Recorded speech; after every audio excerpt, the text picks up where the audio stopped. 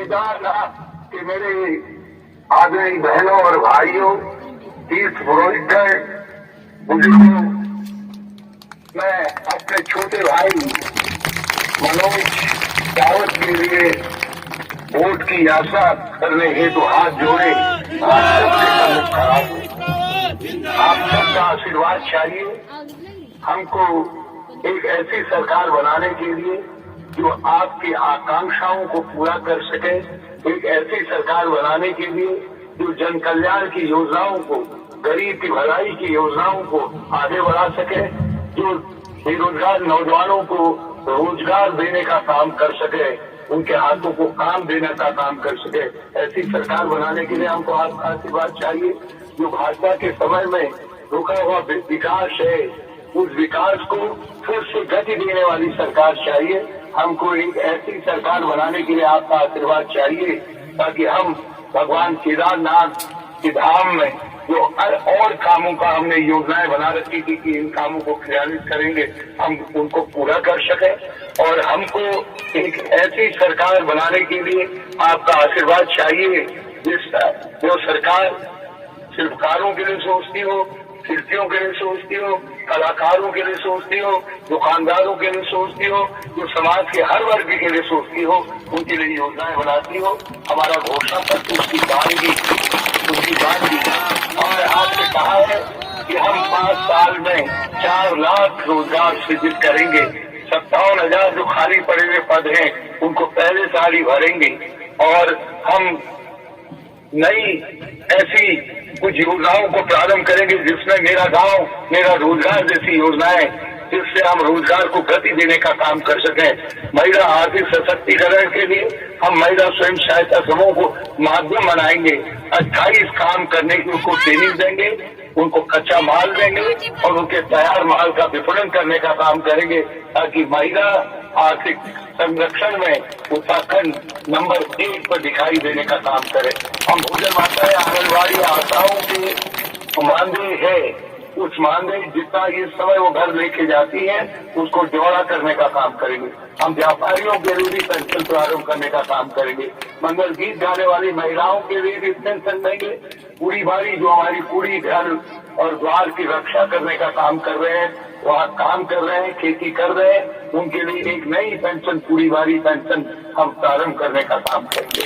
हमने कहा है कि हम 5 लाख ऐसे लोगों को छाटेंगे जो लोग गरीब है, जो साधन जिनके पास कम है, उनको हम हर साल 40,000 रुपया उनके खाते में देंगे। हम स्वास्थ्य और शिक्षा सेवाओं को फिर से सुधारेंगे जो भाजपा के राज में ध्वस्त हो गई। हम ऐसी सरकार बनाने के लिए आपका आशीर्वाद चाहते हैं जो महंगाई पर निर्णायक प्रहार कर सके और इसीलिए हमने आपसे कहा है कि बनाओ कांग्रेस की सरकार, लाओ कांग्रेस की सरकार। गैस का सिलेंडर नहीं होने देंगे 500 के पार, गैस का सिलेंडर नहीं होने देंगे 500 के पार। आप मनोज रावत को विधायक बनाइए और हम सीधे जो बड़ी विधान है उसको महिला के खाते में डालने का काम करेंगे। हम जो पेंशन की योजनाएं हैं उनको और बढ़ाएंगे। अब हमने 3 साल में 7.5 लाख तक लोगों को पेंशनों से समाज कल्याण की आच्छादित किया था। अब उस संख्या को हम 12 लाख के पास ले जाएंगे और 1,50,000 रुपया पेंशन होगी और दिव्यांग भाइयों की पेंशन हम 2,500 करने का काम करेंगे। हम महिलाओं के हित में एक परिवार में 2 पेंशनें भी देंगे। यदि वृद्धजन को पेंशन मिलेगी तो हमारी उस बहन को भी पेंशन मिलेगी जिसकी उम्र 60 साल हो गई है। भाजपा ने ये 2 पेंशनें के नियम को रद्द कर दिया था, हम उसको फिर से पुनर्जीवित करने का काम करेंगे। मेरा गांव मेरी सड़क योजना फिर से प्रभाव में आएगी। मेरा वृक्ष मेरा धन, मेरा जल बोनस की योजना, मडुआ झुमरा पौड़ी आदि पर बोनस की योजना और खरीद की योजना तो हम फिर से लागू करने का काम करेंगे। हम उन परिवारों का ध्यान रखेंगे जो परिवार विभिन्न है, जिनके पास काम नहीं है। जिस नौजवान के हाथ को 3 साल में हम काम नहीं दे पाएंगे उसको हम बेरोजगारी भत्ते से नवाजने का काम करें। मैं आप सबसे एक साझा करना चाहता हूँ। हमने तय किया है ये हमारा संघर्ष था, आज का संघर्ष था, मनोज रावत का संघर्ष था, जिसने देवस्थानम बोर्ड को भंग करने के लिए वर्तमान सरकार को मजबूर कर। ये मनोज रावत की आवाज थी जिसने भू कानून, जिसके लिए हमारी संस्कृति को नष्ट करने का षड्यंत्र वर्तमान भाजपा सरकार ने रच दिया था, जिसके जरिए उन्होंने उत्तराखंड के प्रत्येक अंचल में जमीन की खरीद फरोख्त को खुला कर दिया था।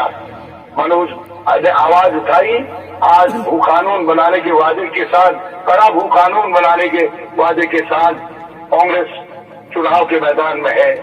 मनोज जैसे नौजवान समाज के लिए एक एसेट है, एक पूंजी। आपने इनको 5 साल अवसर दिया है, इन्होंने 5 साल आपके प्रतिनिधि